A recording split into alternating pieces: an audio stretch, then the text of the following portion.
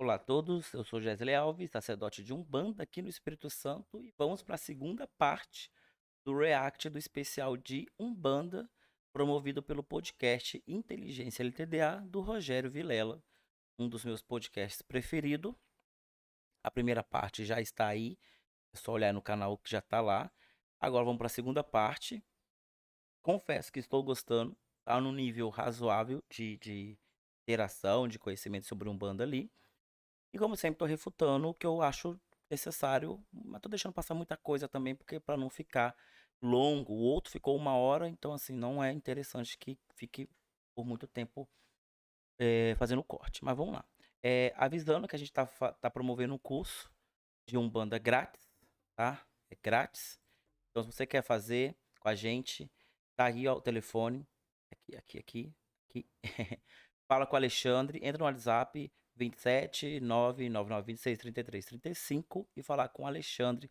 Fala que você tem interesse, que assim que as aulas estiverem disponíveis, a gente vai estar te convidando para acessar. Não é um curso que a gente vai colocar no YouTube para ficar aberto para todo mundo. Somente com o link você vai ter acesso, é grátis. Então entra lá, vão estudar junto. Você tem que estar em contato, porque provavelmente a gente vai fazer um grupo de estudo. Então, se você quiser ter contato, você vai precisar aí estar falando com o Alexandre para entender como participar. É, é isso aí. Vamos pro React de hoje. Hoje é sobre Deus. O assunto é divindade, Deus, não Umbanda. Eles já começaram no outro corte, mas eu vou entrar exatamente agora. Vamos lá. Né? Para nós, Deus Pai Criador e Mãe Natureza. Pai Criador, Mãe Natureza. O Lorum, nosso Divino Pai, que se expressa na nossa Divina Mãe. Pai pensa, A figura Mãe de realiza. Deus existe como para vocês? A figura de o Deus Criador, quem que é? Deus Criador Olorum. Olorum para nós, que nós herdamos das culturas africanas, das diversas, né? Porque cada uma tem o seu jeito de olhar a gênese do universo. Mas na Umbanda, em especial, olhamos para uma mente criadora, né? Uma inteligência criadora, que se expressa, né? Que se desdobra e se expressa na forma dos nossos pais e mães orixás, pais e mães. Se Tinha que estragar, tava tão bonito, tão bonito. É, cara, essa parte que ele tá falando é incrível. É incrível porque eu ainda nem cheguei nessa parte do estudo aqui em casa. E as pessoas perguntam, mas por que vocês fazem Pai Nosso e o Ave Maria? Novamente, essa expressão que ele fala. É a questão do pai, do Deus Pai e da deusa Mãe. Do que é natural, do que é metafísico, do que é espiritual, do que é físico. Então é a junção dos dois para fecundar, para gerar algo. E ao mesmo tempo é esse poder de consciência. É esse Deus de consciência, múltiplas consciências. E justamente é uma forma teórica e teóloga de ver Deus, de estudar Deus, de compreender Deus africano. É muito da África subsaariana. Aquela África mais tribal, que tem as tribos bem definidas. Então, essa questão de ver Deus como algo intocável, algo que a gente não evoca, algo que nós não oferendamos, não evocamos, e sim nos comunicando com nossos ancestrais, para que os nossos ancestrais vão até esse Deus, é africano. Então, se você chama de Olorum, Zambi, Olodumare, tá tudo bem, porque lá na África é assim também. Essa África subsaariana, ela nem leva em consideração o nome desse Deus. Então, você pode chamar de qualquer outra forma, mas é certo que eles vão reverenciar um Deus Pai, uma deusa Mãe e os ancestrais. Aí, quando ele coloca orixá, modifica um pouco, porque aí você entra numa teologia esotérica de que essa força vai se dividir de diversas formas, e ele coloca como somente nessa forma de orixá. Claro que existe sim essas ramificações, a qual era chamado e ainda é chamado de radiações, as radiações dos orixás, as radiações de Deus, as radiações das linhas de Umbanda. Só que nesse discurso que eles vão impor, que eu sei que eles vão impor, que é sempre assim, é somente orixá. Não, não é somente orixá. Orixá é só um arquétipo que eles vão colocar ali, que nem é o mesmo orixá que é manifesto no candomblé, na África e tal. Temos que entender isso. Então, é a forma com que eles vão impor orixá, não é a forma com que o orixá está no mundo, e sim somente na Umbanda deles, imposta pelo Edir Macedo, quer dizer, do Rubens Saraceni.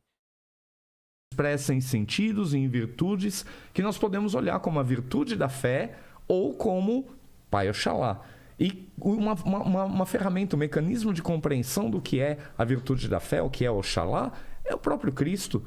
Então, a imagem de Cristo de braços abertos no Congá. Por exemplo, nas igrejas cristãs, você tem Deus, você tem Cristo, que é o Filho de Deus e ao mesmo tempo é Deus. A Trindade. E na igreja católica tem os santos, que são pessoas que transcenderam, né, aquilo. Tem os profetas. E para vocês, como que funciona essa organização? Eu vou pedir pro Rodrigo Paed falar, porque tem uma forma, um olhar vertical e horizontal para isso, formando a nossa cruz magnética sagrada, que eu falo muito no universo das ervas. Então, dá essa visão de Umbanda e para depois a gente colocar isso aqui. Eu acho que é legal. Eu tô sempre muito preocupado nos nossos amigos que estão acompanhando, entender de uma forma muito simples. Claro. Né? Vamos pensar que a gente está falando para pessoas que também nunca ouviram falar. Então, assim, primeiro assim, quem é Deus? Deus é a mesma coisa que para você. Nós aqui é a força criadora de tudo, né? Para nós não tá personificado num senhorzinho barbudo, né? Mas é a fonte original de tudo, de todos, dos universos e tudo mais, dos multiversos e etc. É uma única origem. A Umbanda é monoteísta ou... Monoteísta. Monoteísta. E então, dito isso, ele se manifesta na sua criação através das suas divindades. Estes a gente denomina de orixás. Não são a parte dele, é ele mesmo. Anjos, a mesma coisa que... Não dá para correlacionar com anjos nem com santos. Né? Seria o quê? É ele mesmo, específico no campo da sua criação, da sua natureza. Potências da criação. Como se, quando eu falei desdobramento, é como se Deus se dividisse em sentidos, no sentido da própria fé, do amor. A fé expressa em Oxalá, o amor expresso em Oxum, a nossa todos mãe esses do são amor. Deus também? Não, todos esses são orixás, são princípios desse Deus. Parte de Deus. Parte de Deus. Nós não olhamos como diversos deuses, olhamos como manifestação de um Deus único. Então, para melhor exemplificar, tira a palavra orixá e coloca a palavra radiação. Esse Deus, ele transmite a sua força de forma radiônica para o universo, para a sua criação, de formas diferentes. Com amor, com fé, com transformação, com organização, com conscientização, com transmutação. São várias formas com que ele vai interagir com a sua própria criação. Pronto. E quando você fala de orixá, você está dando personificação a essas formas, e é claro que isso vai compreender que são semideuses. São subdeuses ali, debaixo desse guarda-chuva desse Deus maior. E é isso que não configura o monoteísmo. A Umbanda não é politeísta e nem monoteísta. Ela é enoteísta.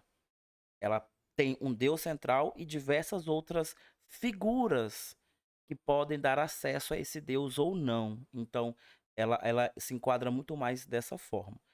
Tira orixá e coloca radiação, ou tira orixá e coloca energias, que você vai compreender melhor. Eu vou dar um exemplo palpável, um pouco tosco, principalmente comparando no Brasil. Mas assim, Deus é o presidente e os orixás são seus ministros. Quem é o ministro da educação? É o presidente naquele campo daquele governo, né? Certo.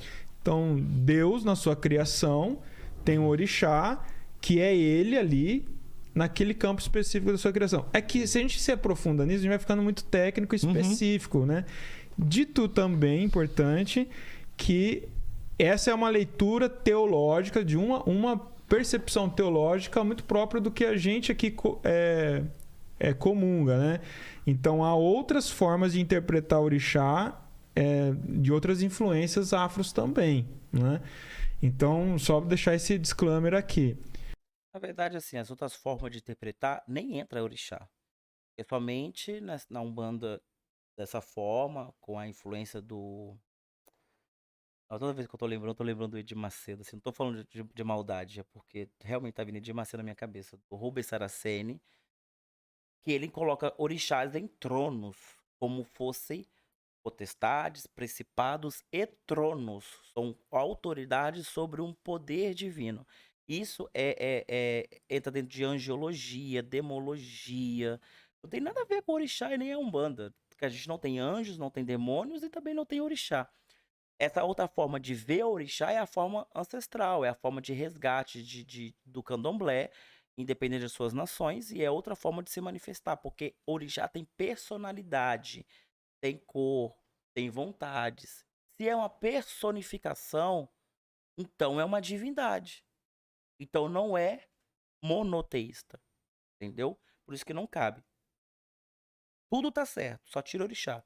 Então eu coloco orixá, radiação ou energia, aí vai funcionar muito bem, porque era assim que era antigamente, e até os professores das escolas esotéricas também colocavam dessa forma, como o professor Adriano tá tentando falar de outra forma, mas, né, tentando impor orixá.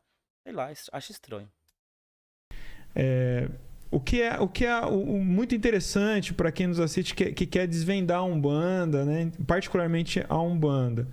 Então nós somos monoteístas, os orixás são partes de Deus, são manifestações de Deus na natureza. Quando a gente fala de natureza, a gente está falando só da arruda, da árvore, dos rios, a gente está falando de tudo. Tudo que existe é natureza divina. E eu quero fazer o gancho com o que o Dr. Edio falou sobre essa integração. Quando o ser humano começou a falar em ecologia, o africano já estava ensinando isso há muito tempo, né? Nos terreiros do Brasil e do mundo já era uma preocupação original. Não existe vida humana já originalmente, qualquer povo originário sempre soube. O índio já sabia, né? O africano já sabia e todos os outros originários. Nós somos fruto do meio natural. Nós não somos a parte. A gente não consegue existir se a gente não souber coexistir. Então essa preocupação sempre foi nativa. E olha que mágico, que lindo que é isso. A gente se entende parte e o nosso objetivo para o homem moderno, atual, tecnológico, né? High-tech que a gente está vivendo, que está muito preocupado com o multiverso, a nossa maior preocupação com metaverso, perdão, né? Nossa preocupação é justamente nos conectar agora aqui com o que é vivo, pulsante na natureza, que nos dá vida e que nos ensina a viver. A contemplação do homem, o sujeito humano, africano, indígena, é olhar para a natureza e encontrar as respostas, que é o que o Dr. Ed estava falando agora do Avatar. Tudo está aqui. As respostas estão aqui, pulsante para nós. Você precisa silenciar, você precisa ouvir, você precisa se encontrar com essa natureza viva, divina, né, que nos dá vida o tempo todo. Então essa busca de integração do humano com a natureza e com tudo que é vivo, de entender, eu não existo se eu não coexisto com o Dr. Ed, se eu não coexisto com o Vilela, se eu não coexisto com o Pai Adriano, com o Lênin, com o Paquito não, mas a gente vai sobrevivendo. Eu coexisto com você, fica tranquilo, tamo junto. Tá? Mas aí o que acontece? Isso é o Ubuntu. Eu sou porque você é e nós somos. Essa é a filosofia mesmo por trás dessa mística religiosa. Olha outra coisa importante. Quando ele falar, assim, é muito legal. Tem um filme da Disney chamado Soul. Assistem, é maravilhoso. É exatamente isso que ele está falando. É essa visão de ver Deus de uma forma coletiva. É onde eu sou parte daquilo, estou vivenciando isso e retorno para aquilo novamente para poder colaborar com a criação. Então, assim, é muito fantástico isso. E é um discurso muito mais eloquente, muito mais atraente para os olhos e para os ouvidos das pessoas do que falar de orixá. Quando a gente fala de orixá, infelizmente você cria várias barreiras, desde o preconceito, desde o racismo, desde a falta do entendimento profundo da teologia, porque quando você fala assim, você fala em energia, você fala em radiações, você fala de vivência social dessa forma, é muito mais atraente. Bom, show. Vamos continuar. Para a gente entender filosoficamente também a nossa crença. O pai Edio, o Dr. Edio falou e passou batido, que é o nosso maior valor. Junto com o amor, é a liberdade. Esse negócio as pessoas não entendem muito bem. Principalmente o pensamento ocidental não consegue lidar muito com isso. Liberdade a ferro e fogo, Vilela. Você é livre mesmo. Porque que é coisa mais livre do que sentir, conceber, validar que você pode tudo, considerando que tudo tem consequência. Ok? Você tem consequência social. Nós temos livros de lei. Está aqui a sumidade da lei aqui na nossa frente. Você tem... Então você precisa observar isso. E você tem a sua própria consciência. Se você não é um psicopata, clinicamente constatado, então você tem uma voz interior que te dá norte. Que é um conjunto de valores, de crenças pessoais. Tudo bem, mas é livre para fazer o que você bem entender. Quando você suspende a ideia de cabresto, de pecado, entende Deus como amor absoluto, porque se Deus é fonte do amor, o que você mais ama na sua vida? O pequeno loirinho, né? Sim. Então, cara, você não acha que é o seu amor mais visceral? Não tem uma parada mais forte que isso, concorda? Eu também sou pai e eu sinto isso. Mas isso é o nosso amor humano, hein? Não é? Ó, seu filho pode fazer o que for, mas você vai estar do lado, você vai ajudar, você vai resgatar, você vai dar o seu melhor, não vai? Pois então, você é capaz de tentar sempre entendê-lo, né? Você é humano, cheio de limitações. Imagine isso elevado à milésima potência, que é Deus, cara. Se Deus é tudo, antes, durante e depois, é onipresente, onisciente, olha só. Se eu sou originado em Deus, eu sou feito em Deus, eu vim de Deus, você veio de Deus, todos nós viemos de Deus, não é isso? A ideia monoteísta é essa. Faz sentido, Vilela? Sim. Então vamos lá. Eu trago em mim o código genético de Deus, cara. Eu trago na minha alma o gene divino, não é verdade? Sim. Ó, e o mestre tentou dizer, vós sois deuses. É um pouco para a gente começar a assimilar Deus no seu amor, né? Se eu trago essa centelha viva, esse código divino em mim, isso me dá muita potência. O axé também comentado pelo Dr. Edio. E isso significa o seguinte: se Deus está em tudo, em mim, pelo gene, está antes, durante e depois de tudo, significa o seguinte: seja lá o que eu fizer, seja lá a disfunção que eu causar, seja lá...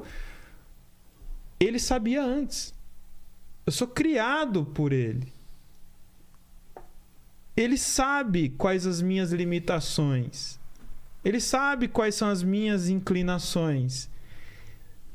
Nesse lugar de tudo você sabe, veja só. Se você sabe que o Paquito vai faltar amanhã, ele não sabe que vai faltar, mas você sabe. Você já sabe. Por algum motivo você sabe. Alguém avisou, ó, amanhã a gente vai segurar o Paquito em casa porque é aniversário dele, tá? Ele não vai, tá, Vilela? Mas é surpresa. A surpresa é ele não precisar ir trabalhar. Aí você tá sabendo, tá? Tô. Você tem expectativa? Não. Com a ausência dele? Você não. Sabe que ele não vai vir. Ok. Tá tudo bem, não tá? Claro. É isso. A ideia de que se eu faço alguma coisa, Deus se decepciona comigo, a decepção é fruto da frustração. E que não existe. Frustração é expectativa. Se Deus está antes de tudo, ele sabe tudo que é possível, das probabilidades a partir de mim.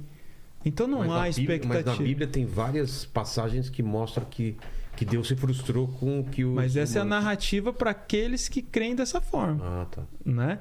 Então quando você diz... Deus Espinosa, exato. Quando eu falo quando você diz está na Bíblia, você parte da premissa que a Bíblia é o que se pretende ser para quem o segue, né? O livro é a palavra de Deus. Na Umbanda não tem uma Bíblia, não tem A um vida livro. é a palavra de Deus, a natureza é a palavra de Deus, né? A consciência é a palavra de Deus. A gente não tem um livro sagrado, né?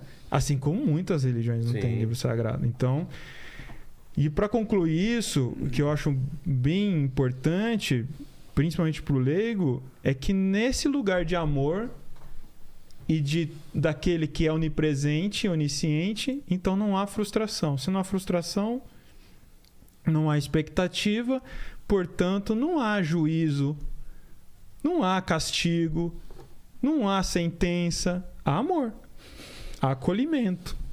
E há consequência. Há guiança e sempre a oportunidade de refazer. Não há problema em você errar. Não tem ideia do pecado.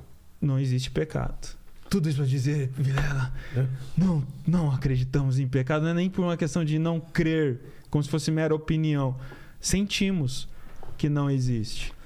Né? Que Mas acreditamos em diferentes. escolhas e consequências. Acho que essa foi a fala mais profunda do Rodrigo Queiroz que eu já vi na minha vida. Acreditamos não... Tudo tem um preço? Tudo tem um preço. E o preço é a consciência. Né? O preço... Acho que se der tempo, eu queria contar um conto místico para explicar Deus e os orixás, né?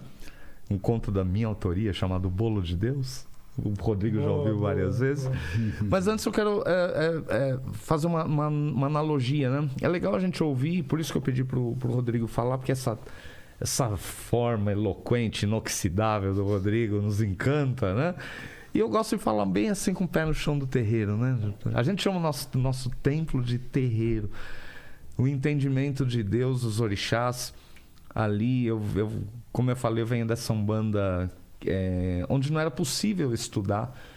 E eu encontro mestres no caminho, né? Sou formado lá com o pai Ronaldo Linares, nosso queridíssimo decano da Umbanda. Se nós conhecemos o anúncio da Umbanda, né? A história de pai Zélio Fernandino de Moraes, o anúncio de pai Caboclo das Sete Encruzilhadas em 1908, naquela sessão espírita, é através de pai Ronaldo Linares. E eu encontrei um caminho teológico com o pai Rubens Saraceni, no final dos anos 90, que deu todo um sentido para mim, Umbanda, né? Eu fui uma criança bem problemática, Vilela. Pensa no sexto sentido, né? I see dead people. Eu era uma criança assim. E eu via coisas, eu via e participava assim de um mundo que eu achava que todo mundo participava e não era verdade. E o padrão da minha mãe não permitia que aquilo fosse, de alguma forma, cuidado. Eu vinha num padrão diferente, porque eu fazia isso de olho aberto. Desde criança? Desde criança, desde pequenininho lá. E não te assustava? Não, algumas coisas sim. Mas o entendimento veio depois. Passei por tratamento psicológico, psiquiátrico, etc. Até, né, converger, encontrar um caminho. Fiquei afastado da Umbanda algum tempo. Depois voltei. Na Umbanda a gente diz que ou você vem pela dor ou vem pelo amor, né? E eu voltei pela dor, pela necessidade. E não cai uma folha sequer de uma árvore, não seja a vontade dessa mente criadora, de Deus Pai Criador, de Mãe Natureza. E encontrei na Umbanda respostas porque eu vivia, porque eu passava, e foi muito interessante.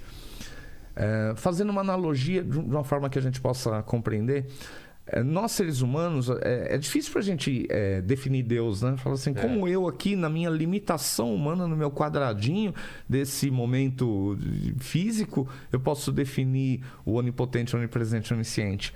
Então eu resumo isso, eu reduzo isso ao nosso sistema solar. Vamos imaginar que Deus seria o nosso Sol e nós estamos girando em torno dele, somos emanações dele ali. O que nós recebemos do Sol, né? Recebemos iluminação, calor, né? Recebemos o magnetismo, o equilíbrio para que nós, planetas ali, a gente fique girando em volta. Essa magnitude a gente pode ver num simples átomo, né? No núcleo de um átomo composto ali de prótons e nêutrons e os elétrons girando em torno dele. É a mesma coisa. Então, quando alguém fala assim, eu sou o mago poderoso, eu faço e aconteço, eu falo, mude o pôr do sol, mude o nascer do sol, né? Ele nasce todo dia ali no leste e se põe no oeste. Faça ele nascer ali 1 grau. Não precisa de muito, não. Vai 1 grau, 1 grauzinho, muda 1 grau do sol em relação aqui onde eu tô e eu te sigo pela eternidade. Você não consegue fazer isso, então você está na tua limitação. Aqui a tua mente está limitada aqui e pronto.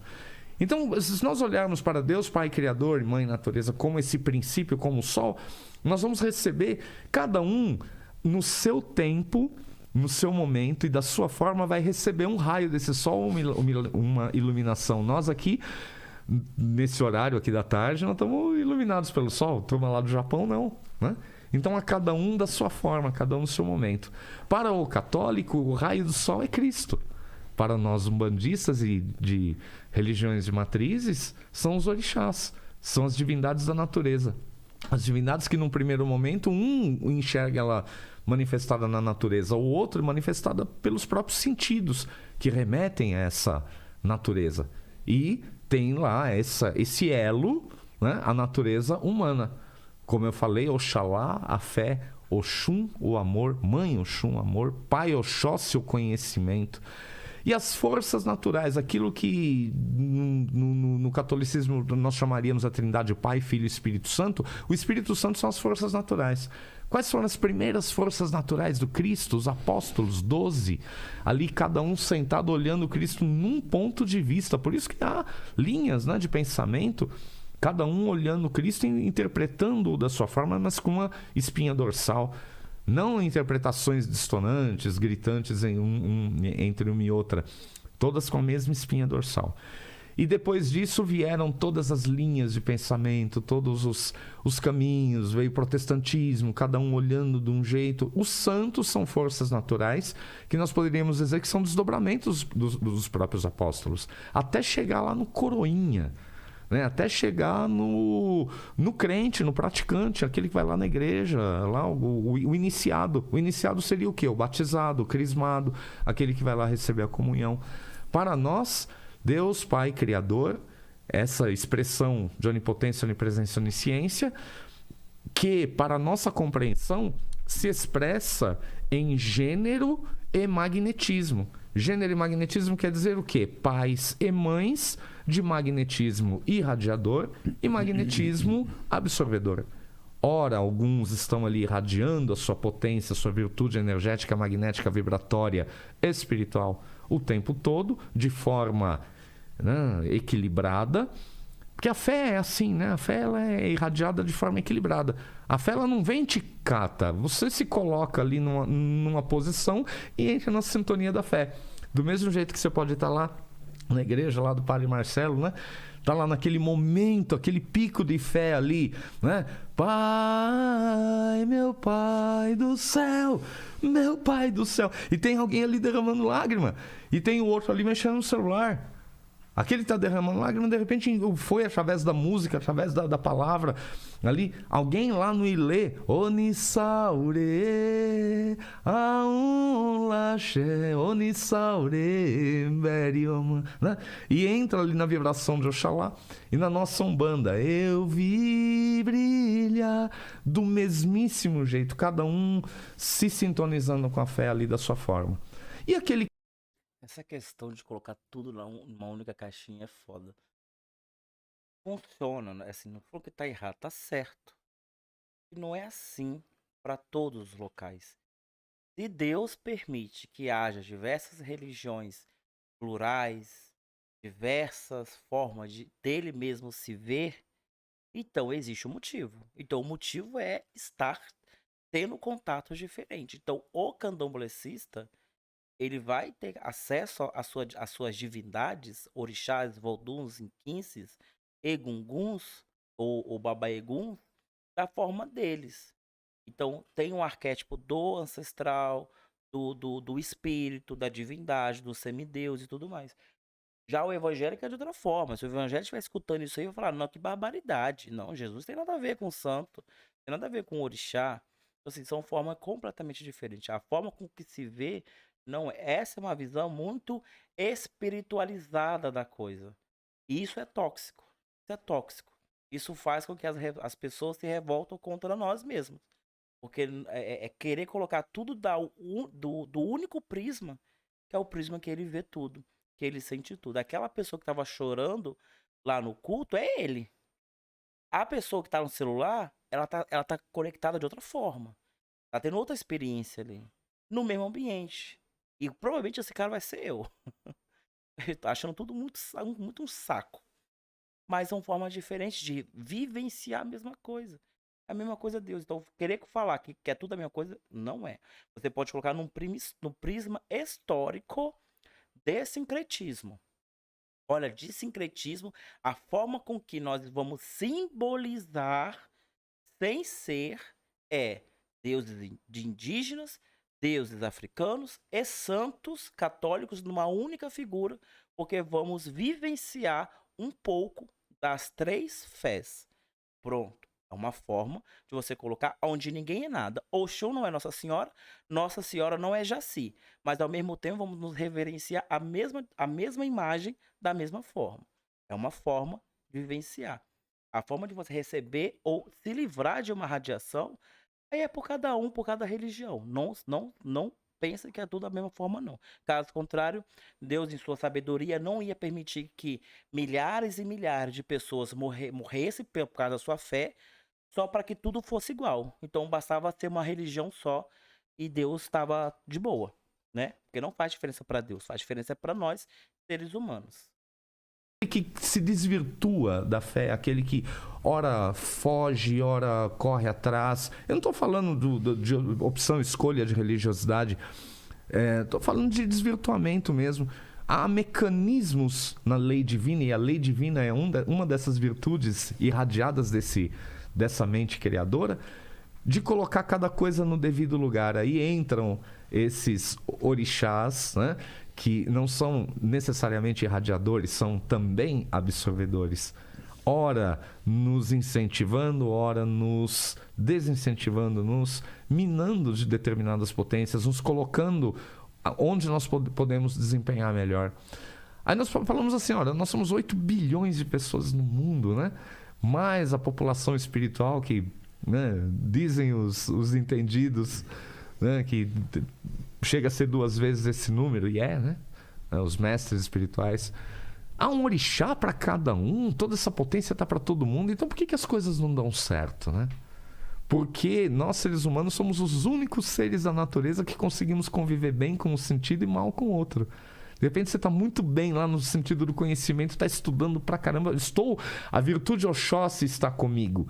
Estou ali sendo carregado pela virtude Oxóssi, nosso sagrado Pai Orixá, Pai, guardião das ervas, das matas, Senhor do conhecimento.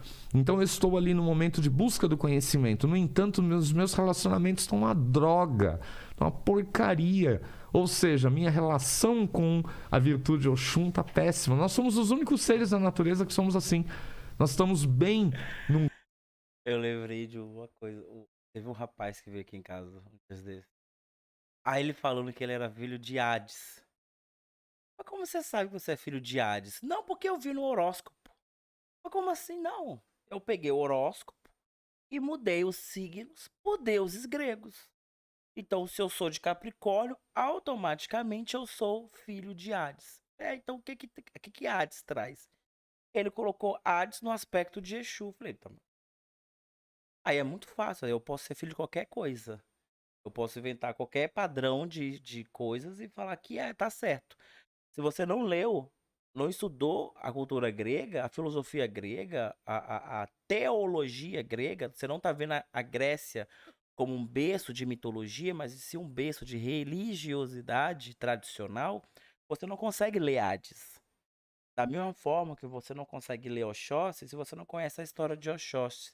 Alacanchoxô, o filho sacerdote e aprendiz de Ogum, irmão de Ossain, que Ossain sim é o senhor das folhas, do conhecimento litúrgico das folhas, que disputa esse espaço sagrado com Orumilá, a verdadeira divindade do conhecimento geral. Então, assim, querer se apropriar da cultura africana, tá bom, mas pelo menos estuda ela. Oxóssi em si não tem nada a ver com o conhecimento. Oxóssi está a ver com a destreza. com a vontade de levantar e vencer, porque ele é um caçador. Se ele não caça, ele não come. Se ele não caça, a família dele passa fome. Essa é a vontade de Oxóssi. Chegar pro filho, ó, meu filho, ó, levanta, as coisas não vão cair do céu, vai trabalhar. É isso, Oxóssi é simples, Oxóssi é um caçador. É o arquétipo do caçador. Então, por favor, Senhor, estava indo muito bem. Por isso que eu falo, colocar orixá só complica tudo, porque não faz parte da nossa cultura. Orixá faz parte da Umbanda no sincretismo, mas o arquétipo é da África, é do Candomblé, do Xexelegbá, é do Ifá, e não conseguimos colocar o arquétipo de orixá dentro do arquétipo das sagradas radiações, conforme deveria ser, e não orixás. Um campo e não tão bem em outro. Então, nós convivemos com outros seres, outras inteligências à nossa volta. Você falou, orixá é anjo? Não. A classe dos anjos são outro padrão de inteligência. Muitos anjos não compreendem o que é o humano, né? Como é que o humano pode ser assim? Muitos seres da natureza que têm um outro padrão de inteligência, eu falo linear binário, né? Ou é ou não é, sim e não. Tinha um comercial de um refrigerante que falava, tinha um gênio, né? Que alguém pedia lá um refrigerante e vinha uma coisa errada. Ele falava, pô, mas não sabe pedir, pô. Mais ou menos isso. Os seres da natureza são assim. A pior coisa que você poderia pedir é felicidade. Porque para quem tá com fome, pode ser um prato de comida para você se alimentar na rua. Ou uma casa bacana, abastecida. Para quem tá com frio, um cobertor para ficar lá embaixo da ponte. Ou uma casa com lareira. Então, das duas formas tá certo. Os seres da natureza não tem essa coisa que nós seres humanos temos. Nós fomos criados no Divino Criador com um padrão, né, com uma estrutura. Então, dou duas coisas a ressaltar. Primeiro, vou falar diversas vezes do monoteísmo. Então, você fala que os seres da natureza têm esse aspecto, que é um aspecto angelical divino, você está dando personalidade para ele, logo não é monoteísmo. É politeísmo ou o enoteísmo. Tem que saber o que vocês estão falando aí direitinho. E outra coisa, novamente, um arquétipo. Se você dá personalidade, que você está íntimo de uma coisa imaterial, metafísico. E nós sabemos que nas religiões espiritualizadas, como a de Umbanda, Catimbó, Jurema Sagrada, Terecô, Tambor de Mina, a própria Django também, a encantaria, a caboclaria, todas essas ramificações de culto não cultua divindades incorporadas. Podemos reverenciá-las de diversas formas, mas não temos contato direto, somente no candomblé. Por isso que lá tem o jogo de búzio, o irim de logum, para que o sacerdote se comunique com elas. Dessa forma aí é muito universalista de ver as coisas, tá tudo bem, tá tudo certo. E nisso, você toma um espaço que você afasta tantas pessoas e tantas pessoas se levantam contra você e você tá na paz, na boa. É uma paz interior que só é em você. E você não consegue transmitir isso para ninguém. Mesmo que a Umbanda não tenha a intenção de converter as pessoas, nós temos que ser testemunhos para que as pessoas vejam a nossa religião e tenham pelo menos vontade de conhecê-las. Ainda hoje, eu escuto pessoas super espiritualizadas como esse senhor falarem contra a Umbanda. Falarem que tinham preconceito ou tem preconceito contra a Umbanda. Não compreende as formações básicas da Umbanda, como a cultura indígena, africana, e tem preconceito, e são universalistas como esse, que defende esse discurso. Então, assim, saber colocar nessa caixinha, como ele mesmo falou, que Deus coloca as coisinhas na caixinha para melhor funcionar, se Deus faz isso, imagine nós. A responsabilidade é muito maior do que para nós. Então, a forma correta é, olha, como o Rodrigo falou no começo, na visão, na escola do Rubens Saraceni, aonde eu vim, nós pensamos dessa forma. Beleza. Esse discurso, dessa forma com que o Adriano está falando agora, é até bonito, maravilhoso. Você vê, parece que o cara tá até virando o olho ali. Mas não funciona. Não funciona para quem é contra a Umbanda. já conhece é contra, a pessoa que é preconceituosa e não conhece, a pessoa que conhece é preconceituosa, a pessoa de outra religião, todas essas outras pessoas que não são espiritualizadas ou universalistas, que tá tudo bem, tá tudo ótimo, Deus é para todos e para tudo, não concordo com isso e acaba vendo a nossa Umbanda como algo desinforme com a sociedade moderna. Coisa que não é, ao contrário, estamos muito avançados na questão da metafísica, contudo, não é da forma que esse senhor está falando. Então nós tendemos a olhar tudo com esse padrão, e é natural, esse é o nosso quadrado. Então a gente olhar Deus dessa forma. Nós vemos Deus como essa onipotência, onipresença, onisciência, um verdadeiro sol, que irradia e se irradia em poder divino. Cada um dos pais e mães orixás é um poder divino, é o poder da fé, o poder do amor, o poder do conhecimento, o poder da lei ou da ordem, o poder do equilíbrio ou da justiça, o poder da evolução, ou nós poderíamos chamar de sabedoria, o poder da geração ou o poder da vida. E em cada um desses poderes, né, nós olhamos e vemos um pai e uma mãe orixá. Nós vemos lá pai Oxalá e mãe Oiá, tempo, mãe Logunã, no poder da fé. Vemos mãe Emanjá como a própria expressão do poder da vida. E esses poderes, eles se desdobram em forças naturais. Nós somos forças naturais desses poderes quando os compreendemos e os sentimos em nós. Os nossos guias espirituais, caboclo, preto velho, essa presença, né, do arquétipo humano, tipo humano na Umbanda, é uma expressão desse poder. Essa expressão, quando a gente fala poder, nós temos uma relação muito ruim, né, doutor Édio, com o poder. Nós, seres humanos, temos, e na Umbanda pior ainda, que nós aprendemos que amor e caridade, né, tudo que você recebe, você dá de graça, não é desse poder que nós estamos falando, nós estamos falando de poder realizador, poder, de repente, de mudar a vida de alguém. Umbanda é religião de autoconhecimento. Mas eu queria falar duas coisas. Uma que a Vilela trouxe na fala dele, que é a coisa do medo. E como é que às vezes a gente pode aproveitar o medo a favor do bem. Eu vou até contar uma pequena história de um julgamento aqui que eu participei, porque há 30 anos eu vou ao judiciário defender ateu, budista, adventista do sétimo dia e macumbeiro também. E aí me lembro que estava para ter um julgamento aqui em São Paulo, um julgamento importante e tal, não sei o quê. E aí acho que foi a primeira vez que o tribunal viu aquele monte de macumbeiro lá no tribunal, e com tabacos e tal, enfim. E era uma causa muito importante.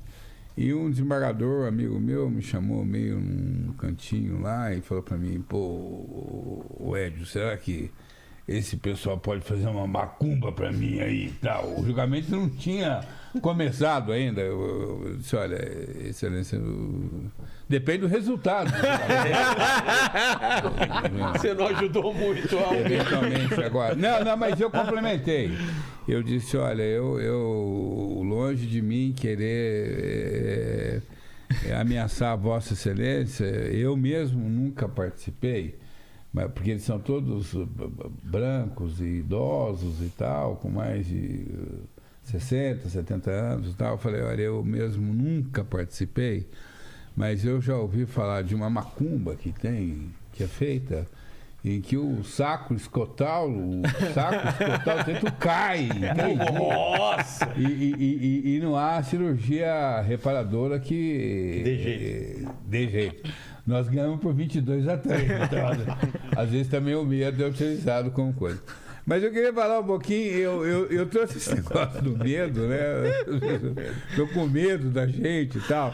Mas eu trouxe esse negócio do medo para falar que eu há anos escrevo um livro para tentar demonstrar o que a religião não é, ou o que a religião não tem de especial ou de apanágio que a sociedade avalia que tem. Por exemplo, o transe, o êxtase religioso. O êxtase religioso é o nirvana do budismo. Uhum. O êxtase está presente nos carismáticos, que são católicos. O êxtase está presente nos nos pentecostais, nos neopentecostais. Na passagem bíblica que fala sobre o pentecostalismo, Paulo diz que quem entrasse no templo diria que os irmãos estavam ébrios ou loucos. Não é? E o êxtase está também no Islã. Tem um segmento. Também? Tem um segmento islâmico. Sim, é a mística, o sufismo. É o sufi, que tem Os derviches. êxtase. Os derviches. É? E eles giram igual. Eles giram em torno de... Tem um ritmo alucinante É e isso. tal, não sei o quê. Então, a intolerância religiosa criou sobre as religiões afro-brasileiras uma etiqueta para pretender projetar aquilo como algo primitivo, algo selvagem, na verdade, que é uma característica que várias religiões têm. Outra coisa muito interessante. Eu tô rindo assim porque eu acabei de falar isso no outro vídeo. Se você assistiu, você sabe. Eu justamente toquei nesse ponto. Por isso que eu falei, se o doutor ele não tivesse aí, será que eles iriam falar sobre isso? São formas diferentes de ver o mundo. Que é a questão do que alguns segmentos das religiões afro-brasileiras têm, que é o abate religioso de animais. Ah, tá. Eu vou cortar, vou parar aqui, porque ele vai começar a falar sobre o abate e é um outro. Olha lá, abates religiosos. Vai ser um outro episódio, porque, não sei se vocês sabem, mas o Dr. Hélio, ele defendeu. Posso estar enganado também, sei lá. Ele defendeu a gente lá no Supremo Tribunal quando isso foi levado em julgamento. Então, com certeza, ele vai trazer uma visão diferente e aprofundada da coisa. Eu quero ter esse corte perfeito, tá bom? Então, é isso aí. Você vê como é a visão das pessoas, cada um vê da sua forma, mas eu já tive a oportunidade, eu e o Ale aqui, nós já tivemos a oportunidade de conversar com um espiritualista universalista, assim como é esse professor Adriano aí. Eu tô chamando de professor porque eles fazem curso, né? Então é professor. E é um sentimento de pertencialismo, assim, que tudo cabe eles. Em tudo cabe eles, em tudo. O cara é mais branco que o Adriano, é insensível à religião indígena, mas faz sessão de ayahuasca, insensível às pautas pretas, mas escreveu um livro sobre a religião africana e faz sessões em sua casa baseado numa religião africana que somente ele sabe de onde vem, mas difunde, bebe dessa fonte, assim, sem colocar as devidas placas corretas. Não tem problema nenhum, você fala, não tem problema nenhum a pessoa ser branca e fazer os seus cultos de outras etnias, não tem problema nenhum, mas não pegue e fale, olha, é meu. Eu sei, você não sabe. Olha, pai de santo do candomblé. Eu sou sacerdote de Umbanda que sempre estudei Rubens Saraceni e Zélio de Moraes. Então, eu sei de orixá e você não. É isso que eles fazem. Não pode ser assim. Não pode. Cada um tem o seu segmento, a sua ancestralidade, a sua forma de ver o mundo e de ver o culto. Se você não tem sensibilidade a outras formas de culto e a outras formas de existência, como a do indígena brasileiro, do preto, do cigano, e você se coloca nesse posicionamento elitista de pessoa branca brasileira, cheia dos privilégios e sem questionamento algum, porque tem essa questão também, uma coisa é eu falar. Eu já vivi isso, da pessoa me questionar porque eu falei. Mas quando uma pessoa branca falou exatamente a mesma coisa, ela acatou. Então, assim, tem uns certos privilégios por ser branco no Brasil, somente sendo sacerdote. Então, se você entende isso, você compreende o seu famoso local de fala, né? Você entende isso, você não tem problema você falar. Fala à vontade, só não fala besteira. Então, quando o Adriano está falando, você vê no rosto dele que ele está falando com muito prazer, com muita satisfação em estar dizendo ali a forma com que ele vê Deus na Umbanda. Só que a forma com que ele transmite isso é nós vemos Deus. Não, nós não. Eu sou umbandista e não vejo Deus dessa forma, não. Eu vejo Deus de uma forma completamente diferente, mesmo que parecido com o que você está falando. Então é esse sentimento de pertencimento. Tudo bem, venha, agregue, mas fale por você. Fale pela sua escola, fale pelo seu terreiro. Não fale por todos nós. Como o Rodrigo Queiroz falou no começo. Vamos ver várias umbandas de acordo com suas regiões, porque tivemos várias misturas. Perfeito. Então, ao falar, tome seu local de fala. Olha, a minha umbanda assim, assim, assado é assim. Pronto, acabou. Tá? Sem muito romantismo. Sem muita espiritualidade universal, porque se nem Deus é universal, imagine as religiões em si. Somente a nossa religião em si, né? Então, é isso aí.